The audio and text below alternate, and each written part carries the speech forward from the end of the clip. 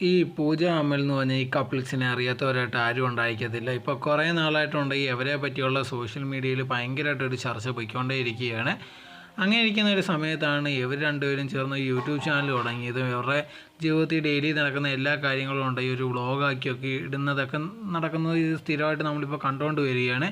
അങ്ങനെ ഇരിക്കുന്ന ഒരു സമയത്താണ് ലേറ്റസ്റ്റ് ആയിട്ടുണ്ടെങ്കിൽ അവരുടെ ലവ് സ്റ്റോറിയെ പറ്റി പറയുന്നതും അതോടെ തന്നെ ഇവർക്കെതിരെ വരുന്ന ഒരുപാടുണ്ട് ഈ ബാഡ് കമൻറ്റ്സ് അല്ലെങ്കിൽ ഇവരെന്തിനാ ഇങ്ങനെ ഇറങ്ങിപ്പോകുന്നൊക്കെ ചോദിക്കുന്ന ഓരോരോ രീതിയിലുള്ള കമൻറ്റ്സിനെതിരെയൊക്കെ പ്രതികരിക്കുന്നുണ്ടായിരുന്നു. ആ സമയത്ത് ഇവർ പറഞ്ഞൊരു കാര്യം എന്ന് പറഞ്ഞാൽ ഞങ്ങൾക്കുണ്ടെങ്കിൽ ആരെയും പേടിയൊന്നുമില്ല, ഞങ്ങൾ ഇങ്ങനെ തന്നെ ജീവിക്കത്തുള്ളൂ, ഞങ്ങൾ ഇഷ്ടത്തിന് തന്നെയാണ് ജീവിക്കുന്നത്, ഇനി ആരെയും ഉണ്ടെങ്കിൽ അത് ബോധിപ്പിക്കേണ്ട കാര്യമൊന്നുമില്ല. അതുപോലെ തന്നെ ഫ്രണ്ട്സ് ആവട്ടെ ഫാമിലി ആവട്ടെ അവർക്ക് വലിയ പ്രശ്നമൊന്നും ഇപ്പോൾ ഇല്ല, ഞങ്ങൾ ഇറങ്ങി വന്നത് ഞങ്ങൾ ഇഷ്ടത്തോടെ തന്നെയാണ്, ഞങ്ങൾ സുഖമായിട്ട് ജീവിക്കുന്നുണ്ടെന്നുള്ള രീതിയിലാണ് അവർ പറഞ്ഞിരുന്നത്. ആ സമയത്തുണ്ടെങ്കിൽ അമൽ പറയുന്നുണ്ടായിരുന്നു ഞാനുണ്ടെങ്കിൽ എനിക്ക് കഴിവുണ്ടായിട്ടാണ്. സോ ഈ അമൽ എന്ന് പറഞ്ഞ ഈ പയ്യനുണ്ടെങ്കിൽ ഇതെല്ലാം എന്തോ ഒരു ഹീറോയിസം പോലെയാണ് ചെയ്തുകൊണ്ടിരിക്കുന്നത്, അല്ലെങ്കിൽ അങ്ങനെയാണ് വിചാരിച്ച് വെച്ചിരിക്കുന്നത്.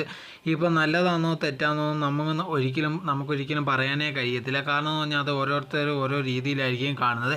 എന്നാൽ പോലും ഉണ്ടെങ്കിൽ അവർ എടുത്തൊരു തീരുമാനം എന്ന് പറയുന്നത് കറക്റ്റുള്ളൊരു കാര്യമല്ല. കാരണം എന്ന് പറഞ്ഞാൽ ആ പെൺകുട്ടിയുടെ പഠിത്തം പോലും പൂർത്തിയായിട്ടില്ല, അവർക്കൊരു മെച്യൂരോ ഒന്നും വന്നിട്ട് പോലും ഇല്ല.